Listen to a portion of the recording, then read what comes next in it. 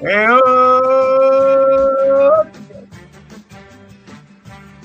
thank you for joining us again this week as the fantasy baseball season nears its conclusion. And we're here to look ahead to the final week of the fantasy baseball season, Major League Baseball season 2, with also a look back at our boom and bust for the National League. But as we always do before we get to all the good stuff, we begin the show by asking you the question, where else would you rather be than right here, right now? You're looking live at our split studios. This is Fantasy Baseball Now, episode 55 for the show, part of the Ball9.com podcast network. Thanks to all the loyal listeners for following us here on our Wednesday evening switch. It's going to be that way for a while, though next week we have to go to Thursday because life happens sometimes. Apologize to the NFL for cutting into those ratings for the Seattle-Arizona game that nobody's going to give a shit about. We know they'd rather be here, so... How are you? Is that a freshly shorn dome on you tonight? Yeah, I'm getting ready for the karate event, so I've got to polish up.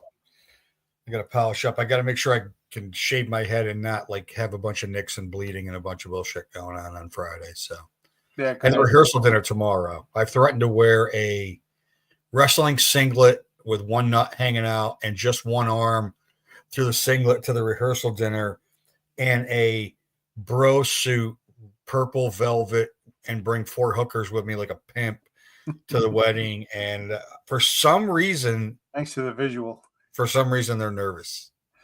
For some reason they think that it could actually happen. Whatever happened to like the Mr. Wrestling 2 mask that we had that was running around? Yeah, where is that? No, Zeke had it last I saw. You wore it for Halloween. We need that. I need to get a Luchador mask. I got to get on old Amazon. So I found October. My friends having an Oktoberfest party to add to the debauchery of the weekend on Saturday, and I found Oktoberfest wear pretty easily on Amazon. I should be able to find a Luchador mask. But enough of the dribble and drab. As Sean said, it's episode 55, and I did find out after doing some research that we did not do the National League East boom and bust. We did it as part of the Rocco Constantino edition. At least we're consistent. For consistency. So we'll do National League Central and West boom and bust. And along with that, our normal who's hot, who's not, go get them, cut them, and a look ahead to the final week of the Major League season. And for fantasy owners, this could be your last week. You could be in your last week right now. And for others, next week, if you're in a head-to-head league, could be it. Or if you're in a roto league, you're definitely in it. And I will tell you, the nail biting, as I've had the opportunity to scratch up the standings in the last 2 weeks, the nail biting with lineup thought process started today. Sure did. By the way, let's just update it. The Athletics lead the Red Sox again. The big man in Massachusetts, notably absent on our podcast tonight, getting ready for making off-season plans. The Sox should be working on in the playoffs. Well, maybe he's ordering a Steve Grogan jersey for the throwback weekend this week for the Patriots because they're wearing the old school Patriots. The Tony Eason makes me a lot of money jerseys, I like to refer to it. When the Bears when the Bears just decided that, you know what, let's just treat this like a scrimmage and score 90 on them. And they did. All right. Where do we go this week? Where do we begin? So I have a feeling that last week, and by the way, we found out there's sounds on this app. Yes. And like a kid on Christmas. We're going to need an intervention by our loyal following here. I think we did a better job. I think we did a better job with our national. I think we did a little bit better job with our National League boom than we did with our American League boom. And then now, as I look at it, I don't think we did. Well, Jared Jones didn't work out so well for me. No. At all. Neither did Michael Cain because he was hurt. I got a 9-inning, no run, 1 hit, 9 strikeouts from Brandon Pfaadt today. Does that count? the punching bag of our we beat up on him all year, and he spun a beaut today, and they Yeah, finally. lost. Nobody wants to catch the Mets. Yeah. Yeah, Mason Wynn was one of my favorite dudes coming into the season. He's done nothing. He probably would have won. He probably would have won the Gold Glove at short had he not been hurt so much this year. I don't even know if he played enough games to qualify.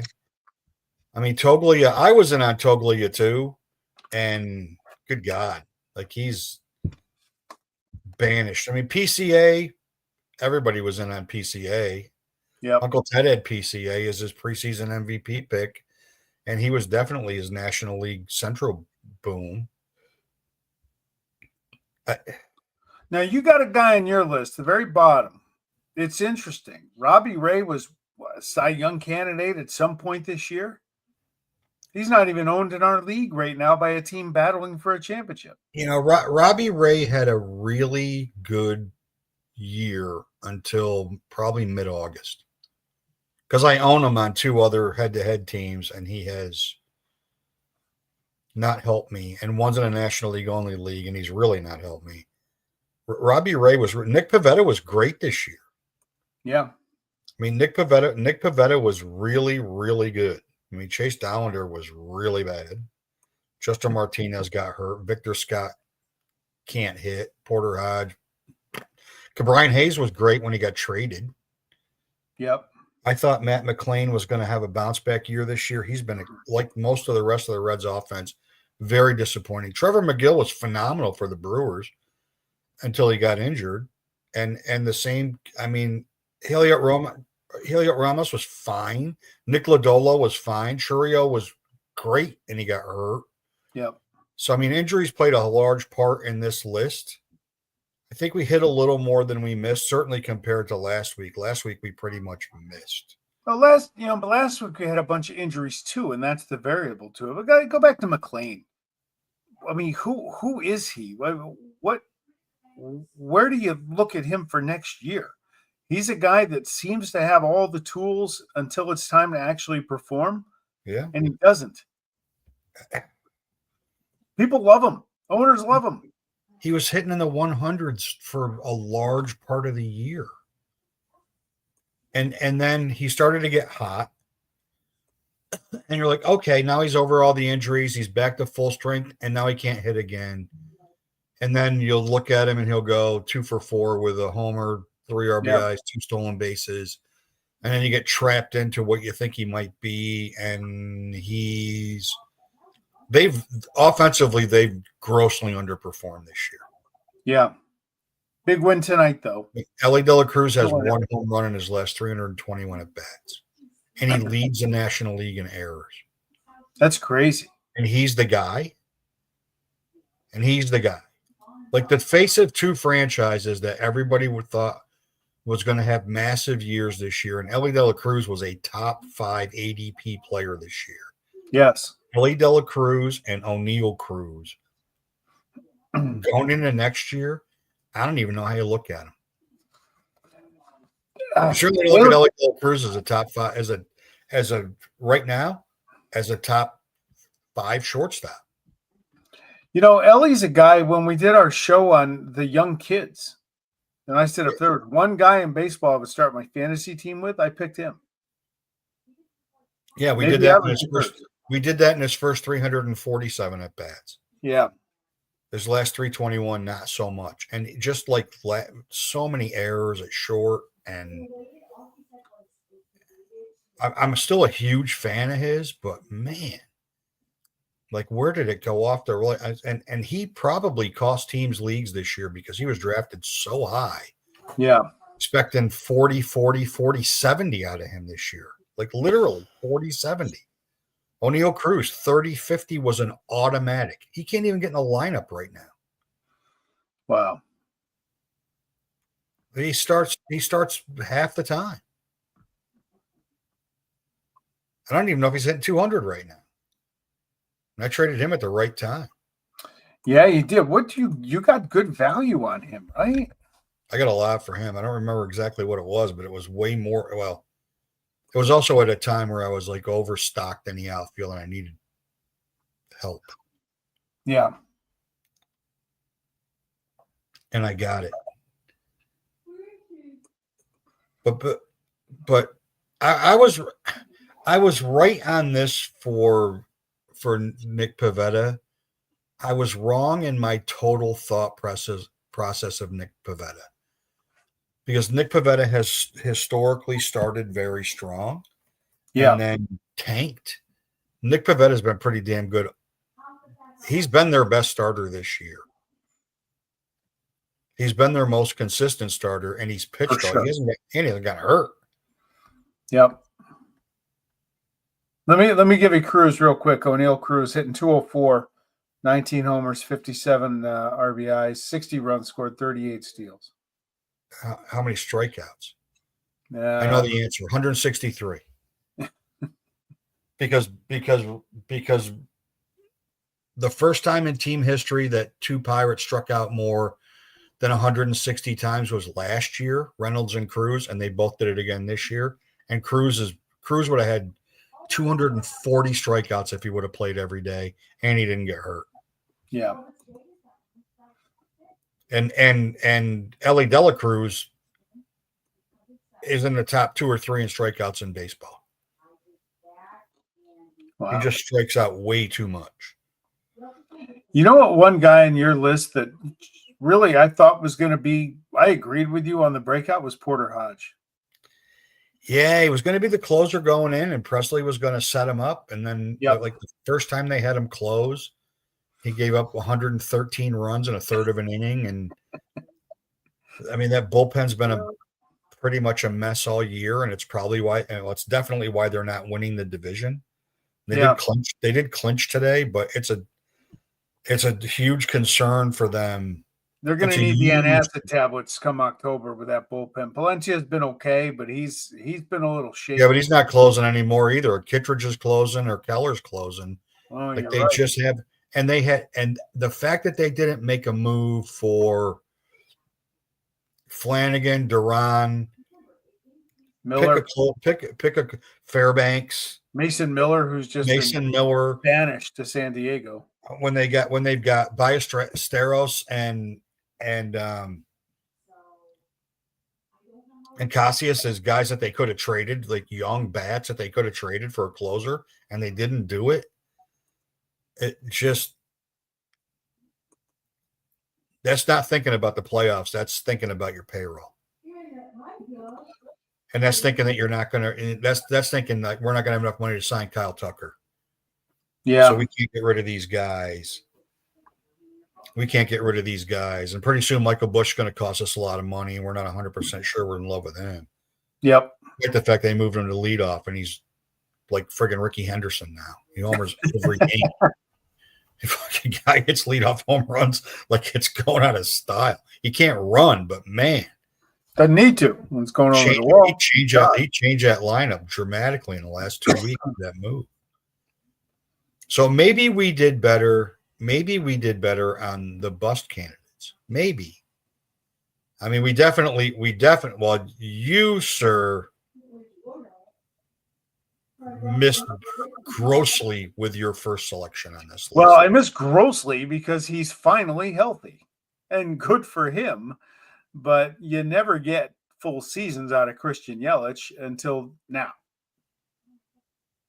He's going to end up with 100 RBIs. Yep. He's 27.99, I think, going in and over 20 steals. He's the only real power in that lineup. Yeah. You were right on Bednar until he got sent down and came back up. Yes. You were way right on Alexis Diaz. You were wrong on Horner, who's not only going to win a Gold Glove, but maybe the second best second baseman in the National League. Well, yeah, but still, the reason why, and I was wrong on Horner. I'm looking at him right now, 155 in the projections, and he's 65th right now in CBS. I just look at a guy who has 6 home runs, and where does that fit? That's my problem. That's the same thing with Ian Happ. if you had a regular baseball team, and you got another guy that we'll talk about when we go to who's hot. When you're putting a baseball team together, Nico Horner and Ian Happ are going to be in your lineup. Fantasy, the expectation seems like it's higher than their actual. Like they don't produce to the value. Horner had a 1 year where he had a ton of steals, but he doesn't run that much anymore. Hap had a couple of months where all of a sudden he's hitting home runs, and it's like they're great baseball. They're great baseball players. Fantasy wise, they never meet the expectation. No. They end up getting overdrafted. They're good plug-in guys. Second base is such a disaster that Nico Horner's a great. I mean, if you had Nico Horner all year and he wasn't hurt, then you did fine having him in your lineup all the time. There's so many other outfielders.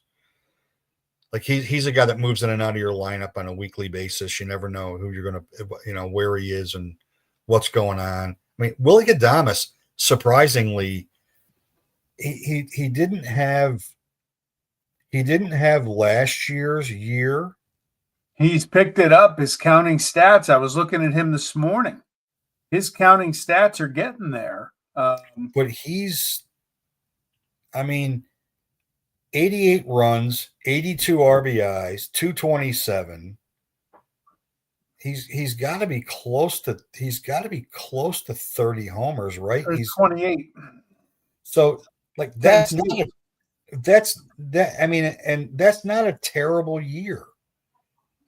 It's really not a terrible year, but coming off, last year the difference with him last year is he hit 251. His on-base percentage was 331 last year. It's 317 this year, so it's pretty damn close. And he stole 21 bases last year, and he only stole 10 this year. But 32 to 28 in homers, 112 to 82 in RBIs, and runs scored are almost even. So he's had a pretty similar year to last year. The reason I put him there, it's been the last 45 days. Yeah, some free agents, when they sign that big, massive contract, expectations come with that, and he didn't live up to it for most of it. Now, he's picked it up lately, but over the long haul of the season, no, he was a disappointment. Yeah, Jordan Walker was a layup. Corbin Burns got hurt. Brenton Doyle's been pretty good, though not consistent. Your Freddie Freeman hate makes me laugh. No, I don't hate Freddie Freeman. I just think he's overrated. Do. I think he's overrated. And he ruined your October, and I haven't forgiven him for that. He did ruin my October, but he's also a first ballot Hall of Famer. Yes, he is. But he was preseason 25th, currently ranked 68th. I'm right. Yeah, 20 homers, 74 runs, 82 RBIs, 294 is nice, but whoopty shit. What's that? Yeah, he's played 137 games, so that's more than I thought he was hurt a little more than that. Yeah, look, numbers don't lie. He's disappointed. He's getting older, right? But you know what? But he wasn't worth the investment. But you know what? He's had a better year than last year. That's interesting. Because he only had, he's got the same. He had 638 plate appearances last year. His WAR is lower for whatever reason, but 81 runs to 74. Season's not over. Hits are the same, 153 right as of right now. 39 doubles, 20 homers versus 22, 82 RBIs versus 89, and 282, and he's hitting 294. So he's actually had a better year than last year. Yeah. And without Ohtani having the massive offensive year that he had, and with Mookie Betts basically not hitting a baseball until August 1st. And on the flip side, my guy, Will Smith, on the same team, led the league in batting for about 80% of the season. So I was way wrong on that. Yeah. I thought Dalton Rushing was going to be the catcher by June, and that was a big miss. As much of a miss as Robert Suarez was, where they trade for an elite closer, and he's still the closer. Yep. You're right. He's still the closer. I mean, Brendan Donovan, he made the All-Star team, but somebody had to. True. Sawinski was a layup. Sawinski was a layup. Savali was a layup. He's on Gavin Lux. Gavin Lux is going to go down as one of the great prospects, or highly touted. But I don't say great, highly touted prospects who never did squat. Yeah, he was going to be the next Steve Sachs, and he kind of turned into him because he can't throw from second base, so that's a problem. But not the hitting part. But he's as much to blame for the problems in Cincinnati as anybody. Yeah, and Kyle Harrison is now applying his craft in Boston. Yeah, is he in Boston or is he in Worcester still? I think he's up. Well, they might as well because I think somebody's got to pitch. They certainly can't rely on the bullpen because the bullpen's not great it's great to have a great closer, but you got to actually be able to get to him every once in a while. True. I mean, you actually have to get to him every once in a while. I mean, Jordan Walker was a layup. I mean, at some point, watch. We'll make fun of Jordan Walker, and next year he'll be this year's Joe Adell. Joe Adell finally figured it out. Boy, I guess. Kyle Harrison's name is not on the Red Sox depth chart. Yeah, he's on the Woo Sox still. He's got to still be in Worcester. I thought he was up. Maybe not. What about your guy Nolan Jones? Yeah, he's been a perfect Cleveland Guardian. Platoon, produce a little bit when they call him up. Was supposed to bounce back in that outfield in Colorado. Didn't bounce back even a little bit.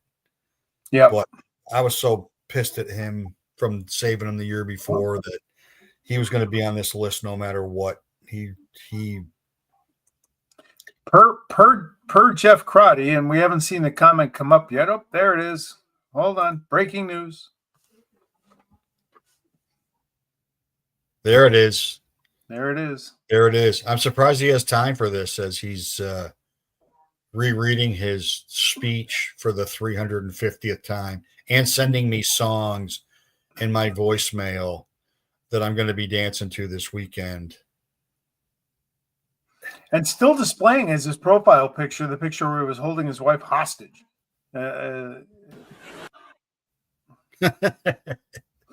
Yeah. Yeah, I got vilified for that a little bit too. But I was right. That's how it looked. Hey, man. Perception is everything.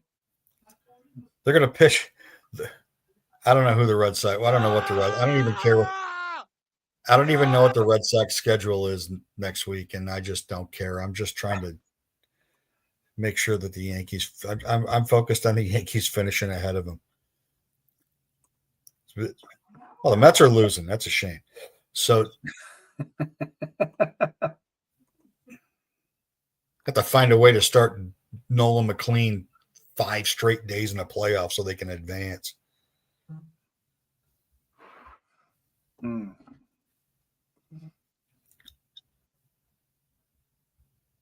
Okay. All right. We going to Who's Hot? Yeah, we'll go to Who's Hot. Okay. Hit me. If I can get there. How about that? Bryce Lyle. You got to be kidding me. Bryce Elder. I love those unis. I wish the Braves would make those their full-time unis. Yeah, I love those unis too. That's a Hank Aaron. Yeah. That's the Hank Aaron record uni right there. Yeah. You want to go first with Mr. Elder?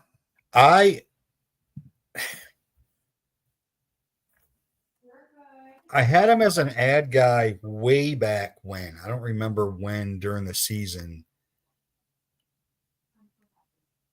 In his last 5 starts, 30 2/3. Only he doesn't strike a lot of guys out, but a .85 whip, a 3.22 ERA, and 2 wins.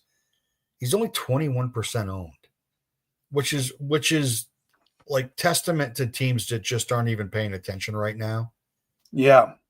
Because the fact that he's only 21% owned is, with how bad some pitching's been, I'm kind of surprised somebody hasn't picked them up. And the Braves suck, except for until they play the Nationals, and then all of a sudden they're great. But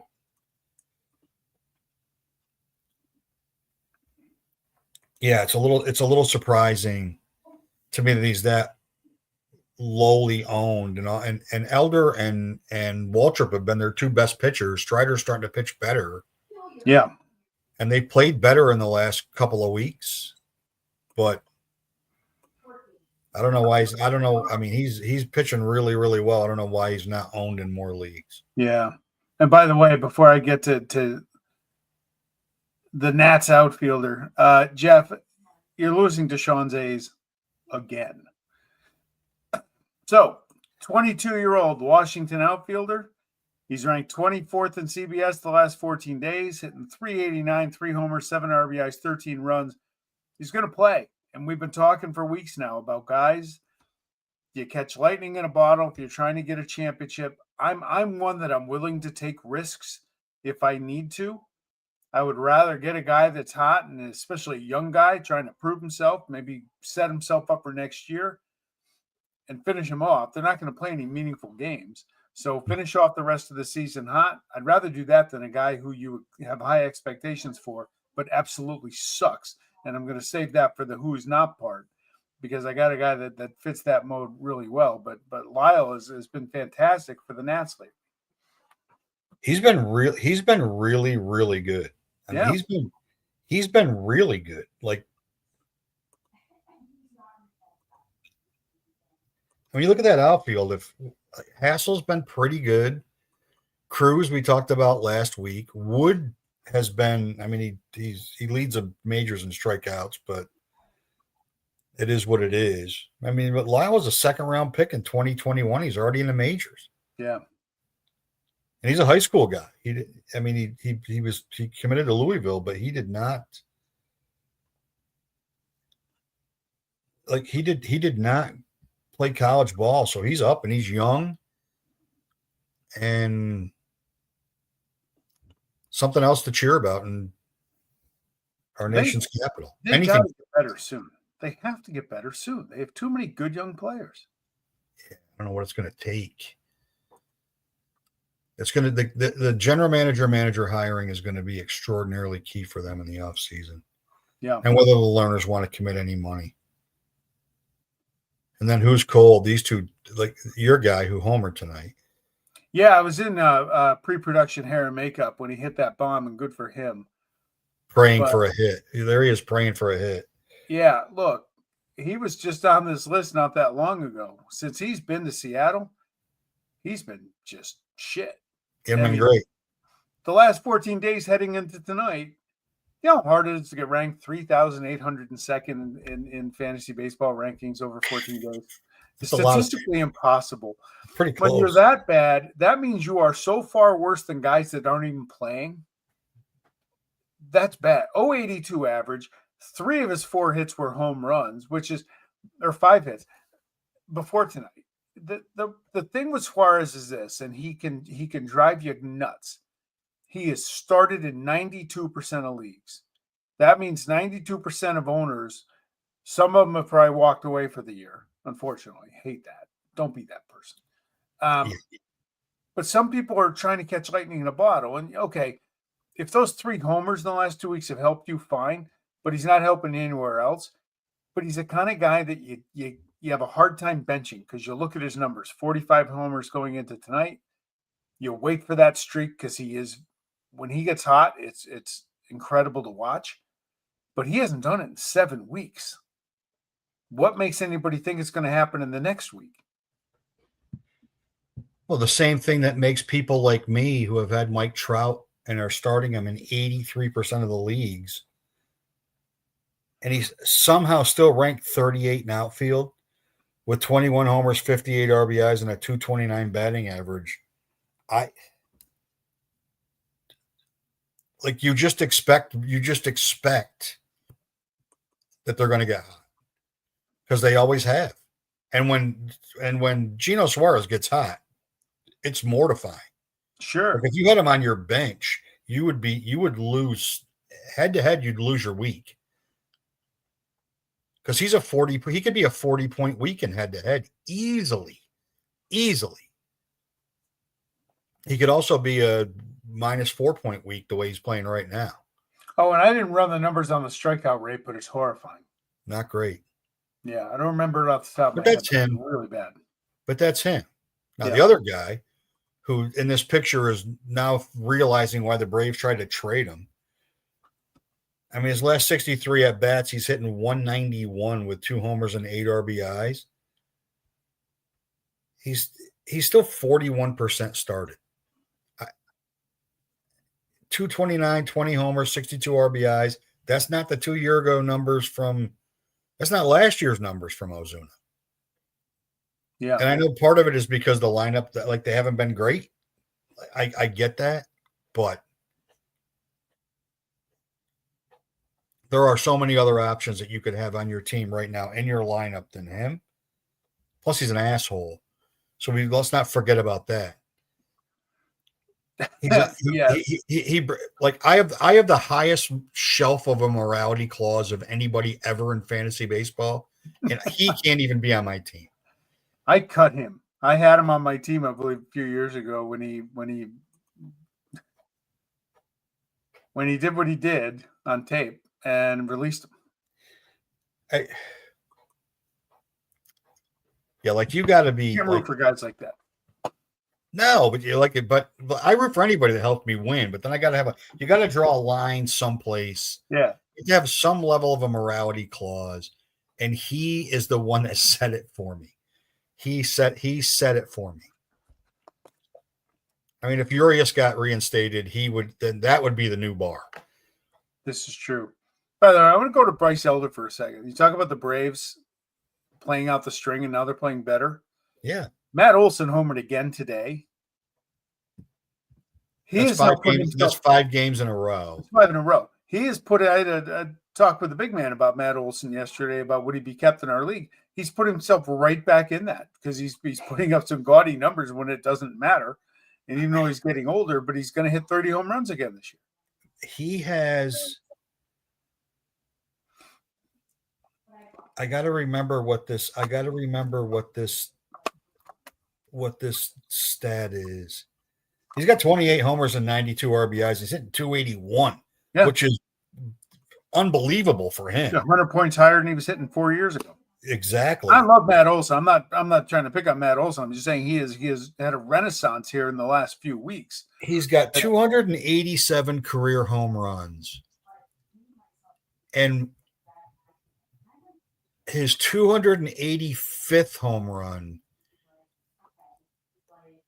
he had 162 for the A's and 163 for the Braves. Really?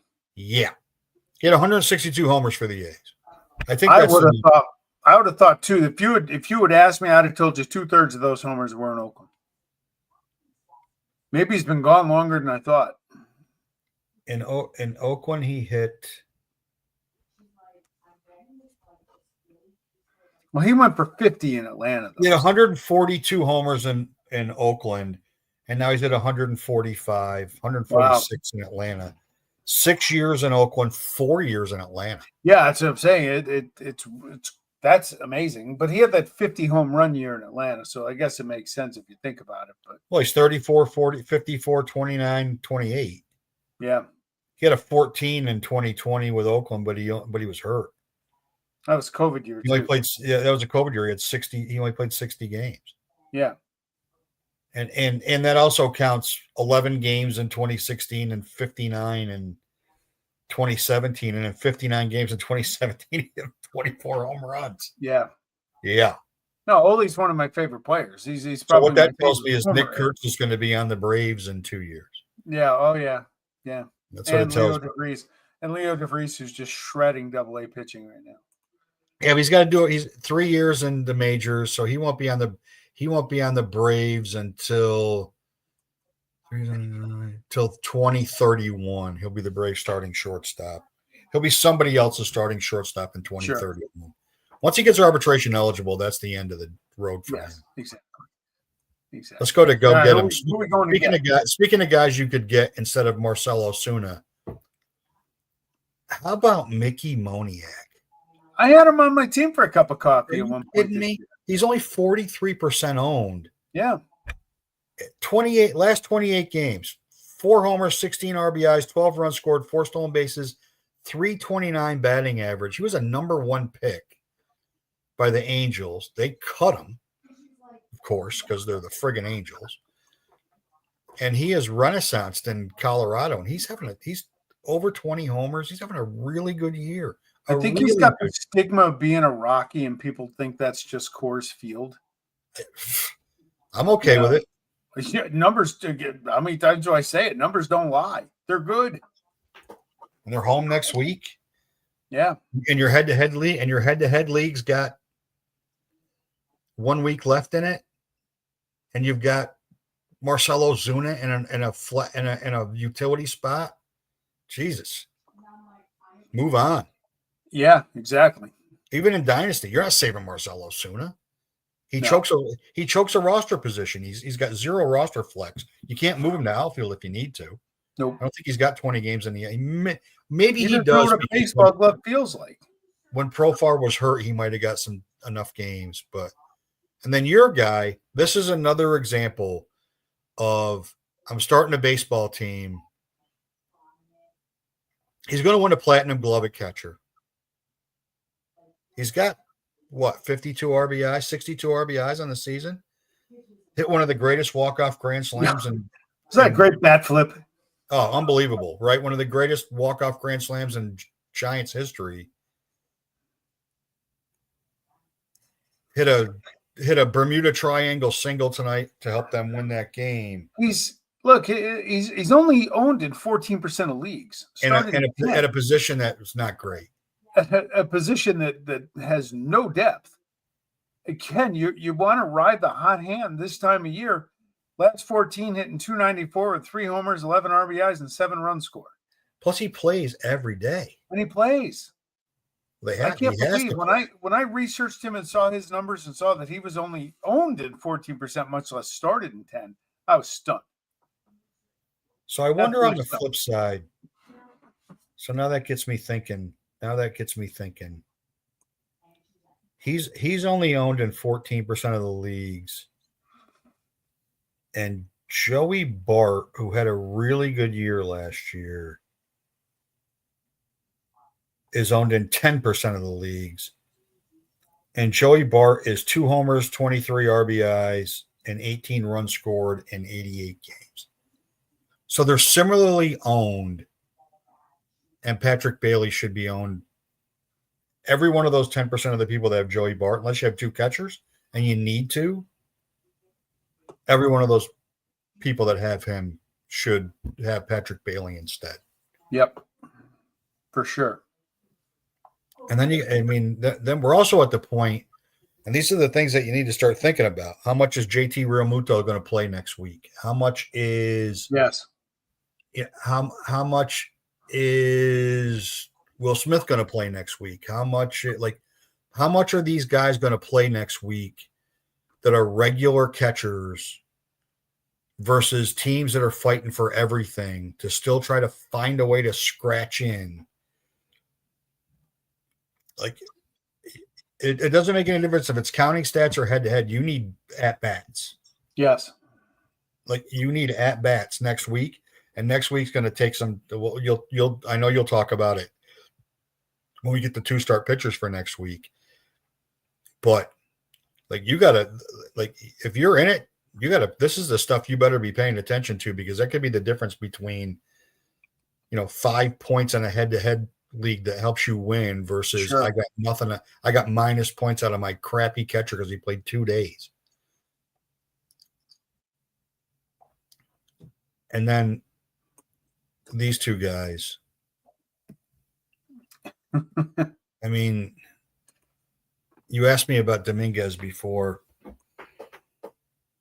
12 at-bats since August 29th. 12. Started in 35% of fantasy leagues. He doesn't play. So the curse of being a Yankee fan, one of the curses of being a Yankee fan is that as prospects come up through the organization, they're the next great thing. Yep. They're the next they're the next great thing. Spencer Jones was the next great thing. Why are we not calling him up? This guy can't hit. This guy can't hit. Judge is hurt. Stanton can't stay in the lineup. Dominguez sucks. Goldschmidt's a joke. Move Judge to first. Blah blah blah blah blah. Spencer Jones hasn't gotten a hit since August 10th. He's terrible. But he was, here comes the next Triple Crown guy. I watched Bryce Eldridge today, all 6'7" of him. He's totally overmatched by Major League pitching. Completely overmatched. Yeah. And I want him to be good because the Giants haven't had a good first baseman literally since Willie McCovey. It's been a while. And watching Rafael Devers try to field at first base is comical. Fun for everybody that's not a Giant fan. But Dominguez is Trent Grisham having a career year probably hurt the development of Jason Dominguez the most. But whatever they see when they say he's an elite center fielder, whatever they see in him isn't elite as an outfielder. He's not a great left fielder, and like making a change from center to left, unless it's a day game at Yankee Stadium, shouldn't be as difficult as he seemed to make it. He produces, he runs, he makes pretty good contact. He's not he makes pretty good contact. He's not like, it's not like he strikes out a ton, but there's just no place for him in the lineup right now. Yep. And if there's no place for him in the lineup right now, and he's not, maybe in deep dynasty you're going to save him, but if you're saving between 5 and 8, you're not saving him. Yeah, but here's the problem: if you're gonna, 70%, what are you saving him for? If there's no room for him now, where's the room going to all of a sudden magically appear? Bellinger, why would Bellinger leave New York? Money. They gotta pay him. They're going to offer him a contract. Well, certainly they're going to offer him a contract. I wonder what he wants. He's a perfect fit in New York. I'd rather have him than Kyle Tucker, honestly. It's not going to cost as much. You're right. He's a little older. He's already shown he can play there. Exactly. He's got the lineage with his dad. I mean, it'll probably, this is what I envision happening, and it's going to make my head explode, is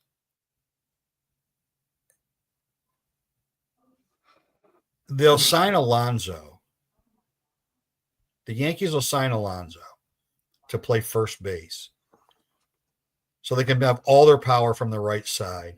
Bellinger will go to the Mets and play first base.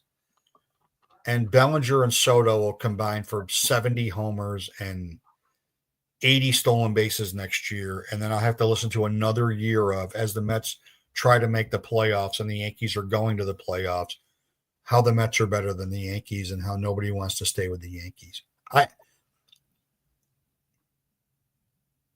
He makes way too much sense staying with the Yankees for the Yankees to not sign him. Yep. And I don't know who his agent is. Everybody in the world's luck, it's probably Boris. So there was no conversation during the season, and he did a good job of getting a contract. He did a really good job of getting a contract, but he looks like Dodger Bellinger to me, which means you can't take him out of the lineup. Like, you can't. He does too many things he's too good of a player, contact, situational hitting, defensively, that if he's healthy, he has to play, which is another reason why Dominguez, like going into the year, what if Bellinger doesn't work out in New York? What if Grisham sucks like he always has until this year? What if Stanton can't get healthy? Judge is settled in right field. What do? We need Dominguez as a third, like 3.5 outfielder. And now you got Stanton ripping until the last 2 weeks, pulverizing the ball, Judge being Judge. Bellinger is going to get MVP votes. Grisham having a career year, and there's no place for Dominguez to play. Because you can't take Goldschmidt out of the lineup with how shitty the fielding is at second and short for the Yankees. He has to be able to get balls in the dirt and balls that are at the in the third row. You got to have somebody at first base that can catch the ball. So Dominguez is in that squeeze. Now, should they have traded him at the break? Maybe. Will they trade him in the offseason? Possibly. Will they? They might. He's going to go someplace. He's going to be a good major league player. He's never going I don't think he's ever going to be as good as him being nicknamed the alien when he was 17 years old. And what player ever besides Bryce Harper has been that? Junior. Like, what player's been hyped up at 17 or 18 years old that's actually been that? There's a couple. Yeah. Not a lot. Not many. But Yankee fans do it we do it all the time. All the time. Every pitcher in the farm system blows. They come up like, where did Cam Schlittler come from? My God, that guy's going to be Rookie of the Year. Nobody pays attention to him, but all these big bats go through the organization, and they're going to be the next whatever. Pick a player, right? And the lineage of Yankee players, they never turn out like that. And then for me, Colin Rea, he's been on both sides of these charts all year. Well, he sure has. He sure has. So on the season, he's thrown 146 and 2/3 innings, which is more than I thought they would have given him the leash for. Yep. He's only got 109 strikeouts. He's a 1.31 whip, a 4.23 ERA guy. Still 42% owned. Still 22% started. His last 4 starts and 1 relief appearance, 25 innings, 19 Ks, a 1.44 whip, and a 5.4 ERA. Wow. There's got to be somebody else. Why even have him on your roster? Why be tempted to play him? Why be tempted? Pitchers are probably the most frustrating part they're always the most frustrating part of my lineup, because he's got 2 starts and the first one sucks and the second one is even worse. And then you bench him, and then the next week he has a phenomenal start. And it's just and that's been Ray started out great. He started out great, right? At the beginning of the year, he was their best pitcher at the beginning of the year. Yep. Yeah, he was. But now I would he won't be in a rotation in the playoffs. Not a shot. No way. Tyon was phenomenal yesterday.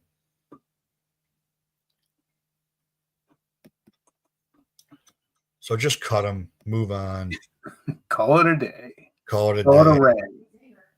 Then we look ahead to the final week of the season.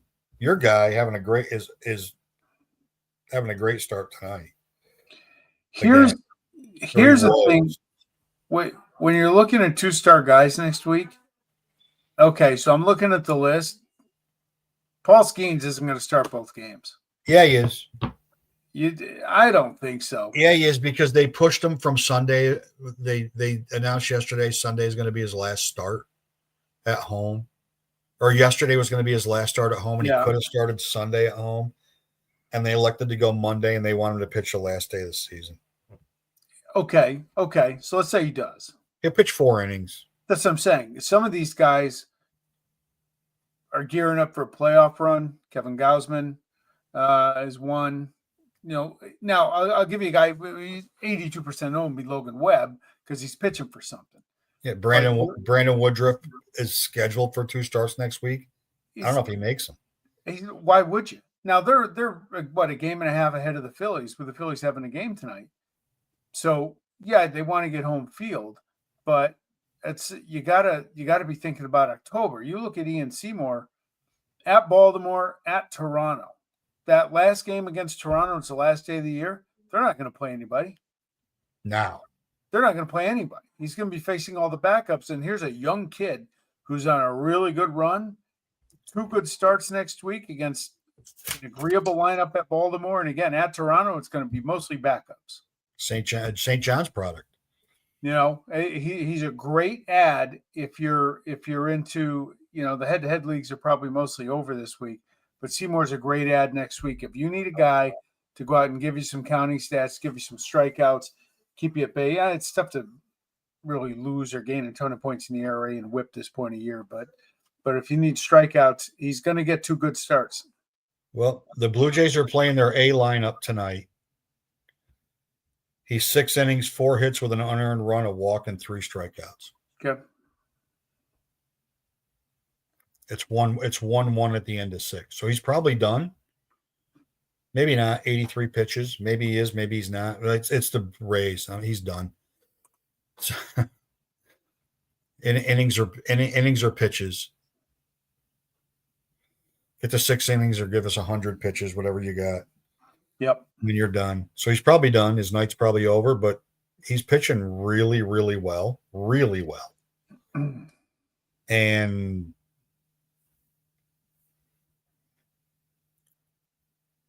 I don't know what took him so long to put him in the rotation, but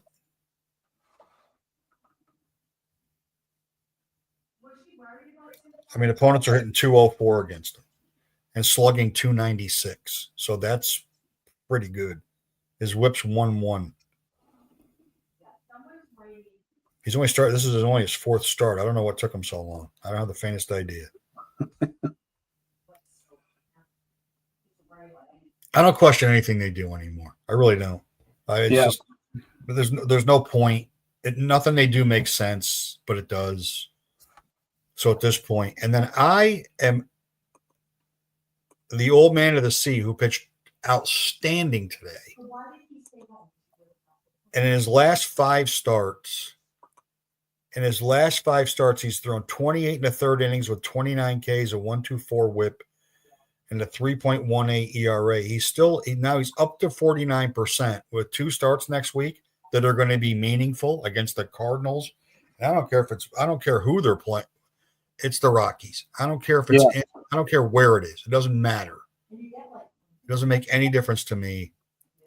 He is worth adding for next week, and he'll make those 2 starts because they're playing, because unless they lose 2 more in a row and they're on a 4-game losing streak. Yeah, but he may make those starts anyway to call it a career. They're at 4 out of 5 or whatever. The right. Number of what was the stat?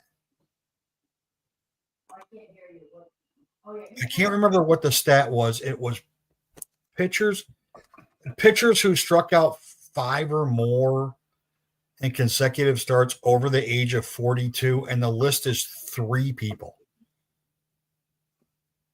It's like Clemens, Scherzer, and Verlander. That's the list. Yeah. Like it's some crazy stat. Like I said to cut him weeks ago. Once I said cut him, he's been absolutely fantastic. Justin Verlander. Clearly Kate yelled at him. Grisham's got 2 homers tonight. And Dominguez is 1 for 3. Oh, he's in the lineup. With a stolen base.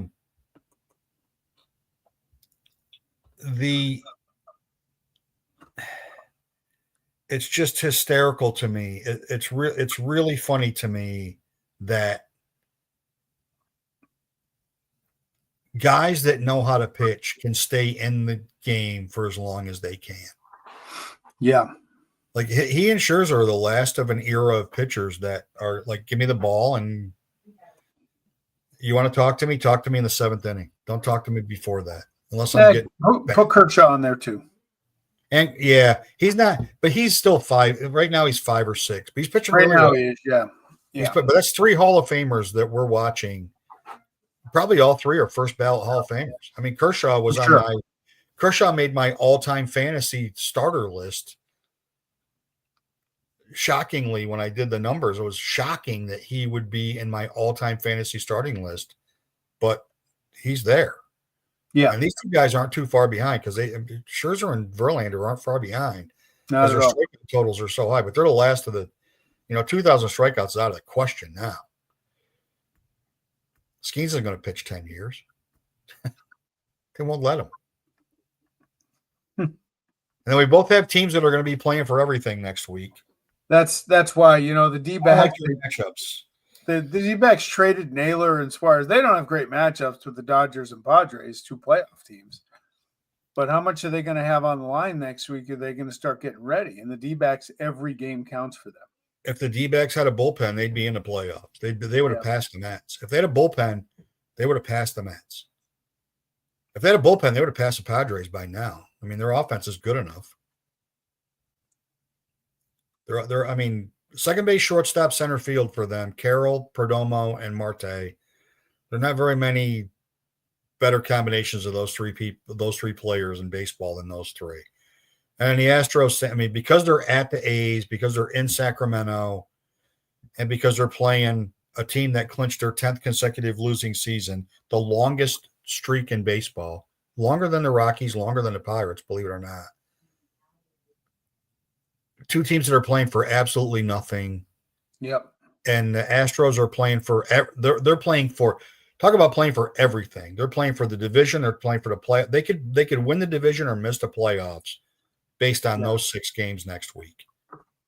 And if Framber Valdez starts 2 of those games, they're missing the playoffs. Because I can't wait to see what he gets paid.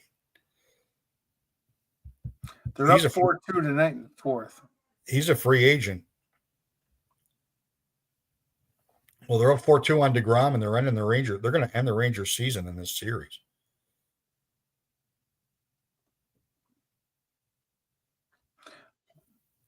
The Astros are like the things that just won't go away. No, they won't. As much as I loathe them, they just won't go away. They shouldn't be that good. They have no right being that good. Their lineup is middling, to say the least. Yep.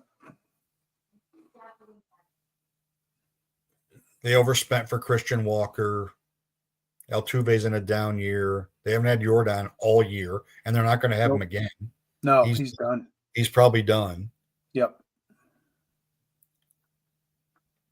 Yeah, there they are. Their whole entire starting rotation, except for Hunter Brown's been hurt. They lose Hader, yet they're still there. They're still floating around. Floating around. First place today, second place tomorrow. First place today, second place tomorrow. Well, if the scores hold up tonight, they'll be in first place in the morning because Seattle's still losing. Yeah, so are the Tigers. And Cleveland's about to go to 80 wins, and the A's and Sox are tied. Cleveland's about to pass Texas and gain another game on Seattle, and whatever they're doing, whatever they finally figured out from a pitching staff wise in Cleveland, they're not giving up. They haven't given up runs in a month. Stephen Vogt is a legend in Oakland. And when I heard he was becoming a manager so soon after retiring as a player, I wasn't shocked. No, he's done it. He's done it. He's done a phenomenal job. Yep. They haven't had an offense since the 40s. I mean, even when they were really good, it wasn't their offense that was carrying them. It was pitching and defense that was carrying them. And pitching, Ciccone, Messick, Williams, Bibby's been great. Like, they lose Clase, and Smith's been fine in the back end. Gavin Williams has been good too. Gavin Williams had a great start tonight. Yep. Much to what I needed him to get lit up head to head, but that didn't happen.